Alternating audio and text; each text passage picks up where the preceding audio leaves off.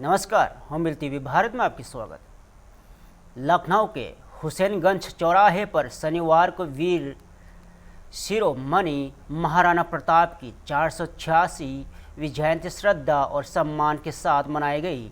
Bharatiya Janata party के कार्यकर्ताओं ने महाराणा प्रताप की प्रतिमा पर माल्यार्पण कर उन्हें श्रद्धांजलि अर्पित की। इस अवसर पर विधायक पंकज सिंह समेत कई भाजपा नेता और कार्यकर्ता मौजूद रहे। कार्यक्रम के दौरान महाराणा प्रताप अमर रहे के नारों से माहौल गूंज उठा और नेताओं ने महाराणा प्रताप के शौर्य, संघर्ष और राष्ट्र स्वाभिमान के लिए दिए गए योगदान को याद किया। और विधायक पंकज सिन्हा ने कहा है कि महाराणा प्रताप का जीवन आज भी युवाओं और देशवासियों के लिए प्रेरणा का स्रोत है। और वही पश्चिम बंगाल में नई सरकार के गठन को लेकर पंकज सिंह ने बसपा को मिले जन समर्थन पर जनता का आभार जताया और उन्होंने कहा है कि बंगाल की जनता ने बसपा को सेवा का अवसर दिया है। तो पंकज सिंह ने शुवेंदु अधिकारी को जमीन से जुड़ा नेता बताते हुए कहा है कि प्रधानमंत्री नरेंद्र मोदी के नेतृत्व में बंगाल भय मुक्त होगा और जनता को बेहतर सुविधाएं मिलेगी। इस दौरान उन्होंने समाजवादी पार्टी प्रमुख अखिलेश यादव के बंगाल दौरे और बयानों पर भी निशाना साधा है। उन्होंने कहा है कि लगातार चुनावी हार के बाद विपक्षी नेता अर्तगल और बयानबाजी कर रहे हैं। संघर्ष का जो उनका जीवन था वह आज भी सबको प्रेरणा देता है। और मैं मानता हूं कि जो राष्ट्रीय स्वाभिमान के लिए, राष्ट्र के मान सम्मान स्वाभिमान के लिए जो वीरता उन्होंने दिखाई थी, जो त्याग उन्होंने किया था, वो आज भी नौजवानों को और भारतीयों को प्रेरित करता है।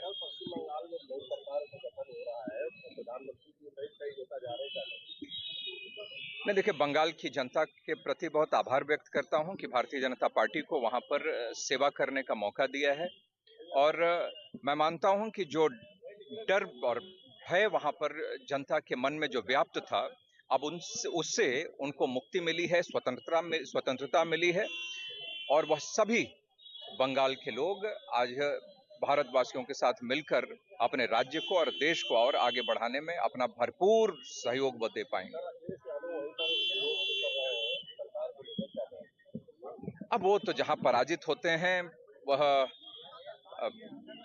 कुछ ना कुछ तो बोलेंगे ही, इसीलिए उनकी टिप्पणी वो क्या कर रहे हैं, वो क्या सोच रहे हैं, मैं उस पर मैं कुछ नहीं कहना चाहता। लेकिन बंगाल के लोग बहुत प्रसन्न हैं और उनको ये लगता है कि 2047 में जो भारत को एक विकसित राष्ट्र के रूप में हम लोगों को स्थापित करने का जो संकल्प है, अब उसमें बंगाल के लोगों का भी बहुत बड़ा योगदान उसमें हो पाएगा। और बंगाल के लोग भी अपना डेवलपमेंट के प्रति, अपने नौजवानों की, अपने बच्चों के भविष्य के प्रति भी अब वह उनको आशा है कि अब उनको सपनों को वह साकार कर पाएंगे। हम लोग आज यहाँ पर आए हैं महाराणा वीर शिरोमणि महाराणा प्रताप जी की जन्म जयंती जो है उसको, उनकी जयंती के अवसर पर यहाँ पे माल्यार्पण करना।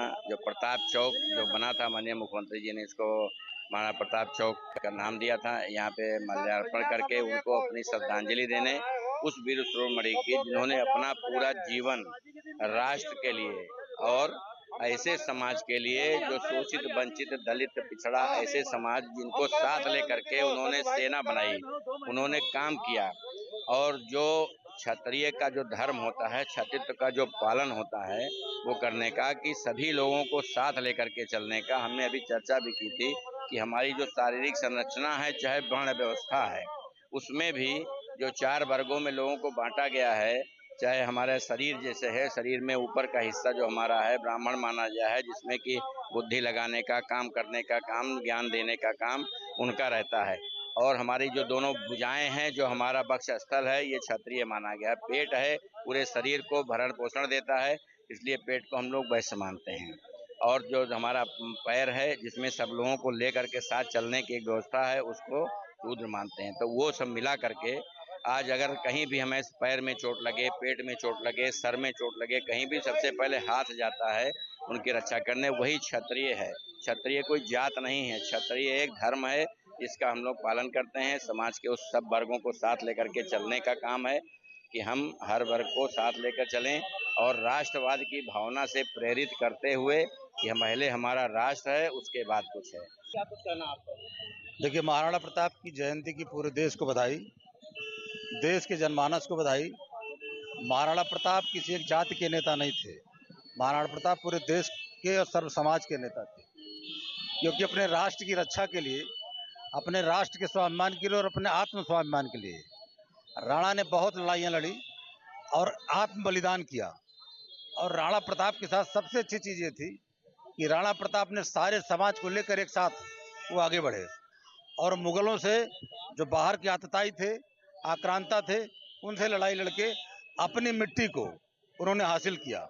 तो मुझे लगता है कि महाराणा प्रताप का जीवन हम लोगों के लिए एक आदर्श की तरह है, स्वाभिमान के लिए, त्याग के लिए, धैर्य के लिए और किसी भी ऐसे आक्रांता को पीछे करने के लिए जो हमारे देश की संस्कृति को मिटाने के लिए हमारे देश में आए हैं।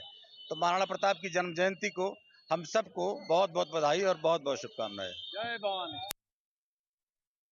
कोलकाता में पश्चिम बंगाल के मुख्यमंत्री शुवेंदु अधिकारी ने शपथ ग्रहण के बाद बड़ा बयान दिया है। उन्होंने कहा है कि यह दिन केवल पश्चिम बंगाल ही नहीं बल्कि पूरे देश के लिए बेहद महत्वपूर्ण है। मुख्यमंत्री शुवेंदु अधिकारी ने कहा है कि प्रधानमंत्री नरेंद्र मोदी की इच्छा थी कि नई सरकार रविंद्रनाथ टैगोर की जयंती यानी रविंद्र जयंती के दिन अपना कार्यक्रम शुरू करे। उन्होंने कहा है कि गुरु रविंद्रनाथ टैगोर को नमन करते हुए उन्होंने शपथ ग्रहण किया और शुवेंदु अधिकारी ने बताया है कि उन्होंने अपने सरकारी कार्य की शुरुआत जीरो सांसों और ठाकुर बड़ी पहुंचकर गुरु रविंद्रनाथ टैगोर श्रद्धांजलि देने के साथ ही की। और मुख्यमंत्री ने कहा है कि नई सरकार बंगाल के विकास, सुशासन और संस्कृति विरासत को आगे बढ़ाने के लिए काम करेगी।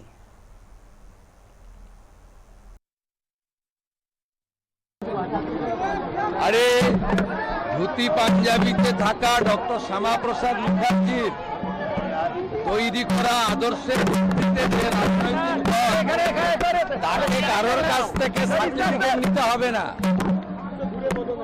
আমি একটি বিতর্কিত কথা বলবো না, আমি মুখ্যমন্ত্রী, আমি এখন সকলের। আমি চাই শুভ বুদ্ধির উদয় হোক। আমি শুধু বলবো যারা এখনো সমালোচনা করছেন তাদের চৈতন্য উদয় হোক। আসল বাংলার অনেক ক্ষতি হয়ে গেছে, শিক্ষা হারিয়ে গেছে, সংস্কৃতি ধ্বংস হয়ে গেছে।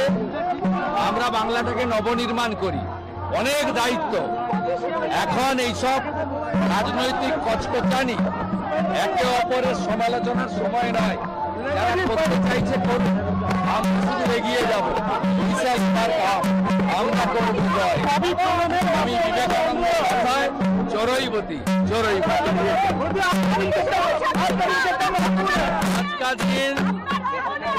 आज का दिन बहुत महत्वपूर्ण है देश के लिए, बंगाल के लिए। इसलिए प्रधानमंत्री का इच्छा था नया सरकार रविंद्र जयंती का दिन अपना कार्यकाल शुरू करे।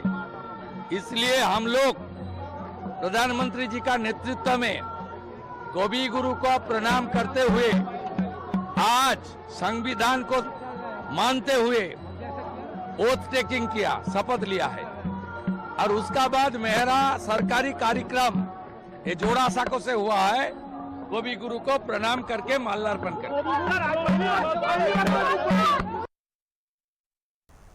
दिल्ली में बसपा नेता आरपी सिंह ने आम आदमी पार्टी और उसके राष्ट्रीय संयोजक अरविंद केजरीवाल पर भ्रष्टाचार को लेकर तीखा हमला बोला है। आरपी सिंह ने कहा है कि आम आदमी पार्टी की सरकार लगातार भ्रष्टाचार के आरोप लगाते रहे। उन्होंने दावा किया है कि कुछ समय पहले पार्टी के एक मंत्री ने भ्रष्टाचार और हत्या जैसे गंभीर आरोप लगाए थे और उन्हें जेल भी जाना पड़ा था। बसपा नेता ने कहा है कि पंजाब में हाल ही में हुई छापेमारी भी कई सवाल खड़े करती है। उन्होंने आरोप लगाया है कि जब भ्रष्टाचार के खिलाफ एजेंसियां कार्रवाई करती है तो आम आदमी पार्टी और उसके नेता ईडी को लेकर हंगामा शुरू कर देते हैं। और आरपी सिंह ने कहा है कि भ्रष्टाचार के मामलों में जांच एजेंसियां अपना काम कर रही है और कानून के तहत कार्रवाई की जा रही है। मोदी सरकार पर और ईडी को लेकर कई आरोप लगाए हैं। पार्टियों को तोड़ने, नेताओं को धमकाने और उन्हें बीजेपी में शामिल करने के काम कर रही है बीजेपी, ये भी आरोप लगाया है। देखिए, उनके यहाँ लगातार भ्रष्टाचार व्यापक है। अभी थोड़े दिन पहले एक मंत्री हैं लालजीत सिंह, वो भ्रष्टाचार के और हत्या के आरोप में जेल में हैं। वे एक अधिकारी के ऊपर दबाव बना रहे थे, ठेका किसी एक व्यक्ति के ऊपर को छोड़ने के लिए, उसने मना किया, फिर दबाव बनाया तो अधिकारी ने आत्महत्या कर ली और इनके ऊपर आरोप लगा कर कहा किस प्रकार से भ्रष्टाचार का दबाव बना रहे थे। तो इनसे पूछिए कि वो लालजीत सिंह के ऊपर किस ईडी का रेड हुआ। असल में क्या है कि इनकी पूरी सरकार भ्रष्टाचार में डूबी हुई है। संजीव अरोड़ा के खिलाफ भी इसी प्रकार के मामले हैं, लैंड यूज़ चेंज करने के मामले हैं, ज़मीनें किसी और काम के लिए ली गई, बाद में उनको किसी और काम के लिए उपयोग किया गया, ये मामले हैं। और विदेश के अंदर किस प्रकार से पैसा साइफन ऑफ हुआ, उसके मामले हैं। तो इसकी सारी जांच हो रही है। अब जांच हो जाएगी तो उसमें निकल कर आ जाएगा कि क्या कौन कौन लोग दोषी हैं। परंतु अभी 3 दिन पहले पंजाब में रेड हुई थी, इन्हीं के एक जानकार के यहाँ, उसने अपने घर के ऊपर से बड़े बड़े अटैची नोटों के करेंसीज के नीचे फेंके थे। वो क्या था? असल में क्या है कि इनकी पूरी सरकार भ्रष्टाचार में लिप्त है, और जब भ्रष्टाचार पर कार्रवाई होती है, वो चाहे लोकल दबाव के चलते हुए हो, चाहे ईडी की जांच के चलते हुए हो, तो उस पर ये हाय तौबा मचाते हैं। संजय सिंह ने कर्नाटक के हुबली में केंद्रीय मंत्री प्रहलाद जोशी इंडिया गठबंधन पर तीखा हमला बोला है। उन्होंने कहा है कि इस गठबंधन की कोई स्पष्ट विचारधारा नहीं है और यहाँ केवल अवसरवादी दलों का समूह बनकर रह गया है। प्रहलाद जोशी ने कांग्रेस पर निशाना साधते हुए कहा है कि कांग्रेस ने ऐसी पार्टियों के साथ गठबंधन किया जो देश की एकता में विश्वास नहीं रखती। उन्होंने कहा है कि अब जब डीएमके के साथ सत्ता में आने की संभावना नहीं दिख रही है, तो कांग्रेस ने नई राजनीतिक संभावनाओं की तलाश में टीवीके की ओर बढ़ रही है।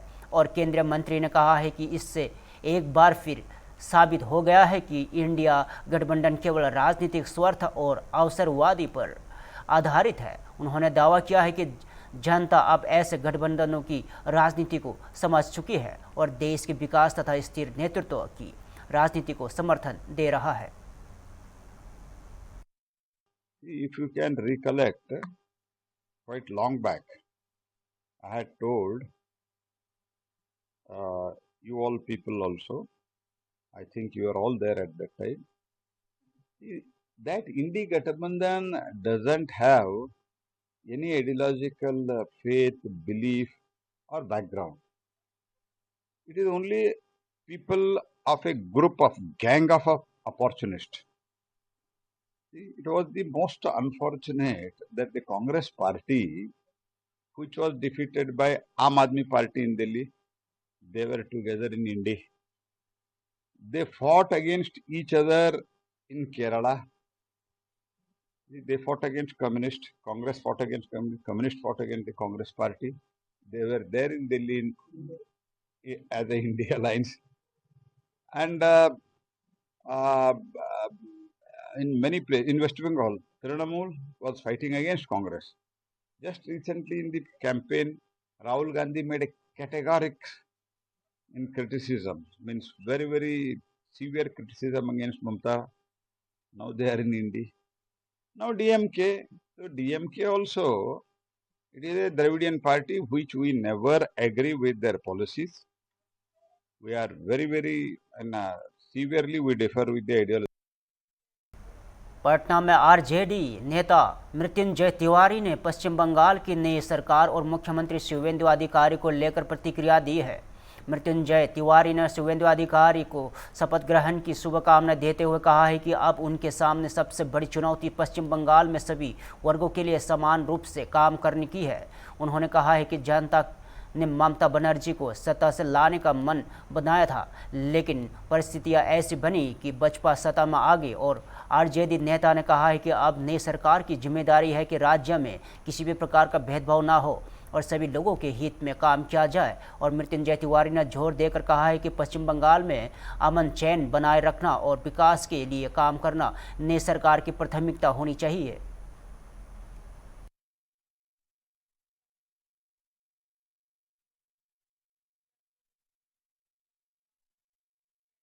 फिलहाल के लिए इतना ही। ताज़ा खबर देखते रहिए हुंबल टीवी भारत।